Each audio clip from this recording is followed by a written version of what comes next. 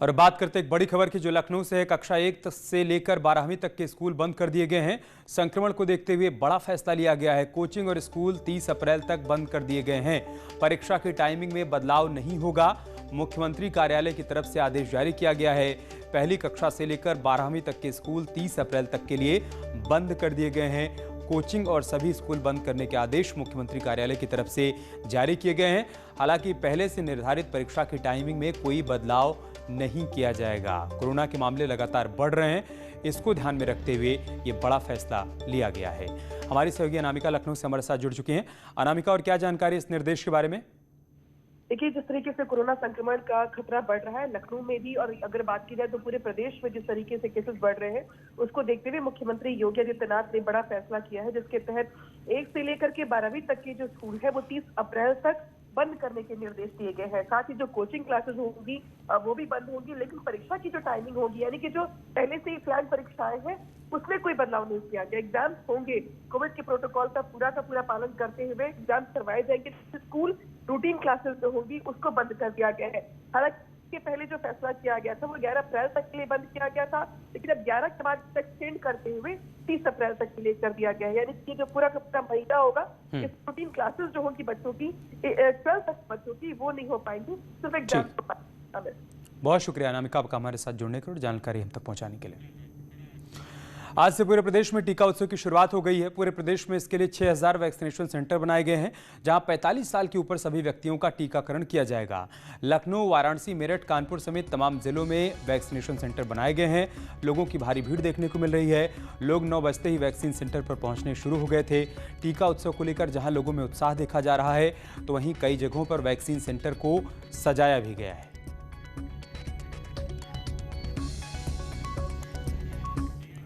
4 दिनों तक चलने वाले इस विशेष टीकाकरण अभियान का निरीक्षण करने के लिए सीएम योगी आदित्यनाथ लखनऊ के शक्ति भवन में बनाए गए कोरोना वैक्सीनेशन सेंटर पहुंचे। वैक्सीनेशन सेंटर के औचक निरीक्षण के बाद सीएम योगी ने वैक्सीन लाभार्थियों से उनका हाल जाना। इस दौरान सीएम ने जहां लोगों से वैक्सीन लगवाने की अपील की, तो वहीं सावधानी बरतने की बात भी कही। सीएम उम्मीद जता रहे हैं कि लोगों के सहयोग से कोरोना हारेगा, देश जीतेगा। ये वैक्सीन बचाव का एक बड़ा माध्यम होगा। वैक्सीन सुरक्षित है। पात्रता की श्रेणी में आने वाले हर व्यक्ति को इस वैक्सीन को लेना चाहिए, लेकिन वैक्सीन लेने के बाद भी हम सावधानी जरूर बरतें।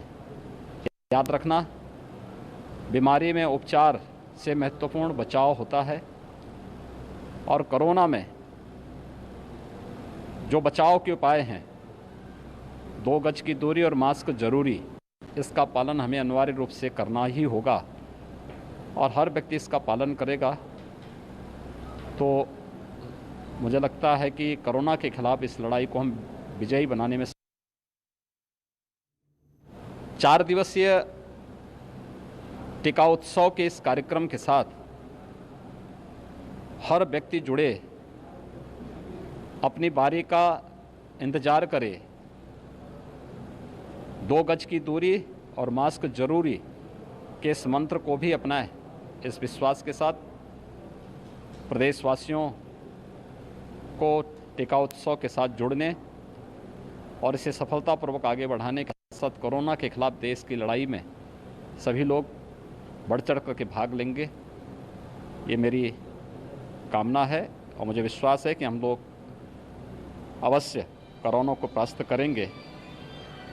कोरोना हारेगा, भारत जीतेगा, ये हमारा दृढ़ विश्वास है। टीका उत्सव को लेकर अपर मुख्य सचिव स्वास्थ्य अमित मोहन प्रसाद ने क्या कुछ कहा है, वो भी देखिए। 1 साल से ज़्यादा समय से लगातार कोविड पर कड़ी नज़र बनाए रखने वाले और शानदार तरीके से उत्तर प्रदेश में स्वास्थ्य सेवाओं और जो पूरी महामारी एक जंग चल रही है उसे लड़ने वाले यानी कि एसीएस स्वास्थ्य अमित मोहन प्रसाद साहब मेरे साथ हैं। सर, आज फोकस्ड वैक्सीनेशन का आपने फैसला करा था सरकार ने, क्या उसकी डिटेल है और किस तरह से आज उत्तर प्रदेश भर में काम चल रहा है? ये आज से 4 दिवसीय टीका उत्सव प्रारंभ हुआ है, और साथ ही साथ आज से वर्क प्लेस में टीकाकरण का कार्य भी प्रारंभ हुआ है। उसी क्रम में आज शक्ति भवन में जो पावर कॉरपोरेशन के बिजली विभाग के कर्मचारी अधिकारी हैं, उनका टीकाकरण करवाया जा रहा है। माननीय मुख्यमंत्री जी ने आज यहीं से टीका उत्सव का शुभारंभ किया है और पूरे प्रदेश में इसे बहुत ही कामयाबी के साथ मनाया जाएगा। मेरे साथ अमित मोहन प्रसाद थे, जो कि लगातार कह रहे हैं कि फोकस वैक्सीनेशन के पीछे मकसद हमारा यह है कि ज़्यादा लोगों को टीका लगाया जाए। कैमरा पर्सन उपेंद्र के साथ अलाउद्दीन, न्यूज़ 18 लखनऊ। टीका उत्सव को लेकर पूरे प्रदेश में उत्साह देखने को मिल रहा है। वाराणसी के वैक्सीन सेंटर पर भी लोगों की भारी भीड़ देखने को मिली। 45 साल से ऊपर की महिला और पुरुष टीका लगवाने के लिए पहुंचे हैं। कोरोना को हराने के लिए, देश को कोरोना से बचाने के लिए 4 दिनों का ये टीका उत्सव मनाया जा रहा है। इसके लिए प्रदेश में 6000 वैक्सीनेशन सेंटर बनाए गए हैं। इन सेंटर्स पर लोग भारी संख्या में पहुंच रहे हैं और टीका लगवा रहे हैं।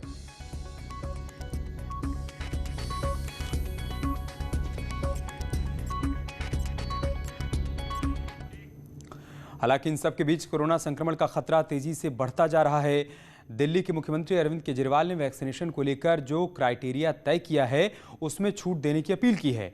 उन्होंने कहा है कि दिल्ली के अंदर 65% मरीज 45 साल से कम उम्र के हैं। ऐसे में दिल्ली सरकार ने केंद्र सरकार से अपील की है कि सरकार उन पाबंदियों को हटा दे जिसकी वजह से हर किसी को कोरोना टीका लगाया जा सके। इस अपील के साथ ही अरविंद केजरीवाल ने दावा किया है कि अगर सरकार पाबंदियों को हटा लेती है तो कोरोना साइकिल को तोड़ने में हमें मदद मिल पाएगी।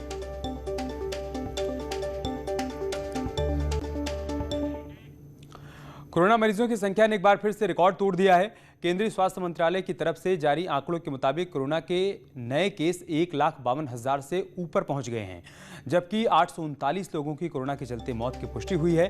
आंकड़ों के मुताबिक कोरोना से अब तक देश भर में 1,69,000 से ज्यादा लोगों की जान जा चुकी है।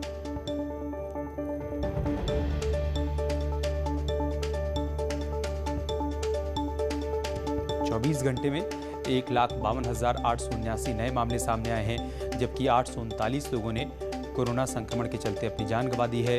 1,69,275 लोग अब तक कोरोना संक्रमण के चलते अपनी जान गंवा चुके हैं।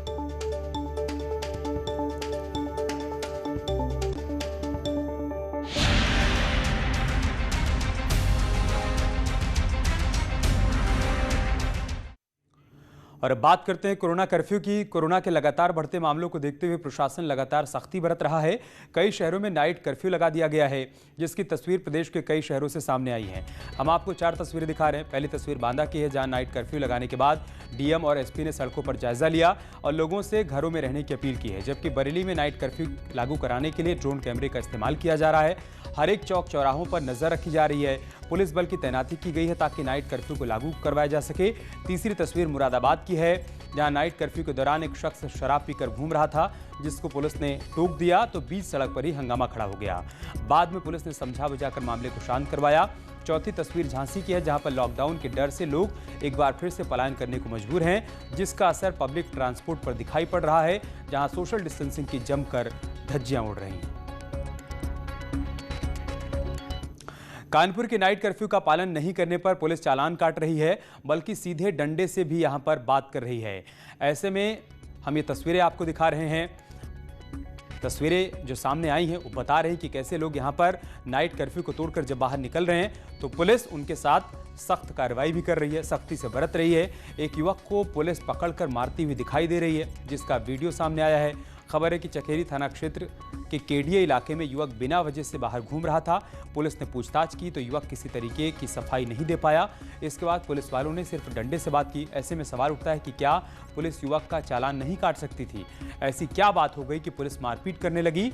ये तस्वीरें हैरान करने वाली हैं, क्योंकि कानून तोड़ने पर जुर्माने का प्रावधान है, किसी को मारने का प्रावधान नहीं है। तो फिर पुलिस ने युवक को पीटने का काम क्यों किया? क्योंकि आला अधिकारियों की तरफ से हिदायत दी गई है कि आम पब्लिक के साथ पुलिस इस दौरान बदतमीजी ना करे, बदसलूकी ना करे, बल्कि कानूनी कार्रवाई करे।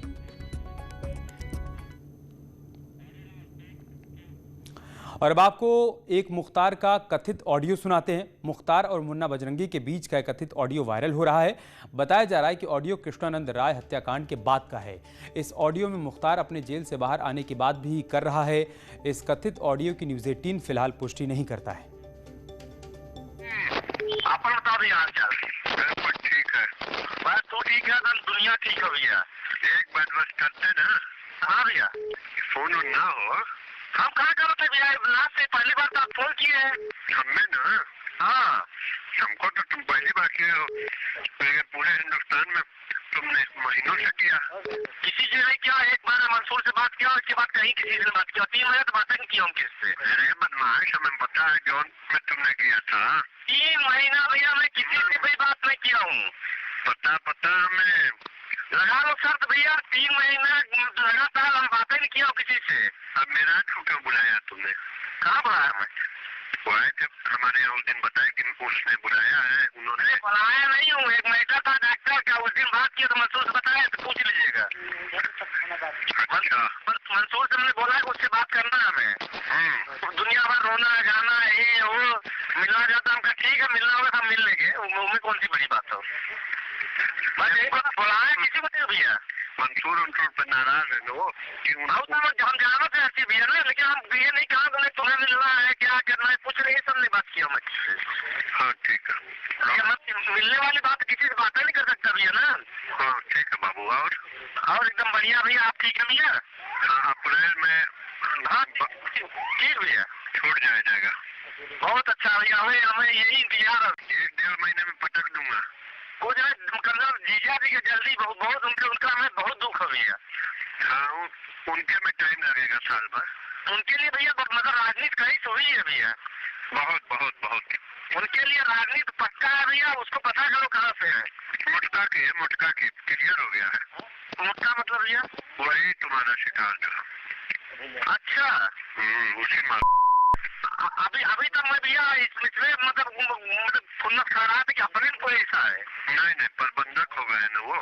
नहीं बस अच्छा भैया, बाकी ऊपर वाले कह रहे थोड़ा बस जल्दी भैया देखा तो मतलब क्या और कोई बात ना बाबू, सब खैरियत है, बस तू मतलब और टेंडर पाइए तब सब कुछ देख लो भैया ने। कहाँ का जितना टेंडर है सब मतलब ले लो अपने के। कहाँ जौनपुर का भी वो सब नहीं, हम टेंडर हर भी समझते हो भैया। हाँ तो टेंडर का और जो बचा है वही कर लेंगे, अभी हम बताए नहीं। लेट हो रहा है, आने पहले सब हो जाना चाहिए भैया।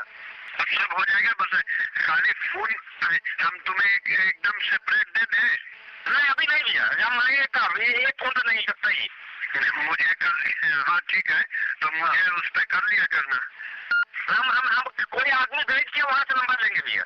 हाँ हमसे भेज के लेना, हम खत में सटा के। दुनिया की हर महिला माहवारी से प्रभावित होती है, लेकिन ये एक ऐसा विषय है जिसके बारे में हम शायद ही बात करते हैं। अंधविश्वास और संकीर्ण सोच में माहवारी एक कलंक है जिसमें महिलाओं को अशुद्ध और अपवित्र के तौर पर चित्रित किया जाता है, लेकिन यंग माइंड्स कविताओं के जरिए इसको बदल रहे हैं। कवित्री हैली शाह मानती हैं कि मासिक धर्म गर्व का विषय है।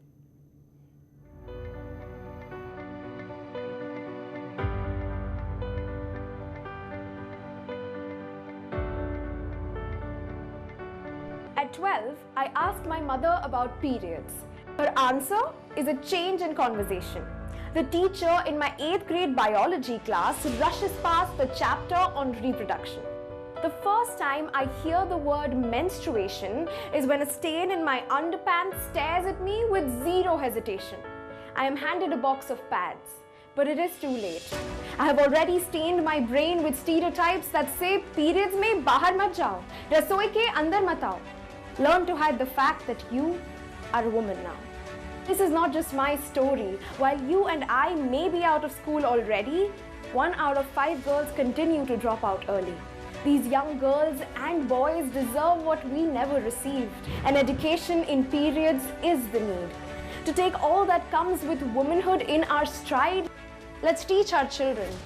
Periods are not a prison, but a matter of pride.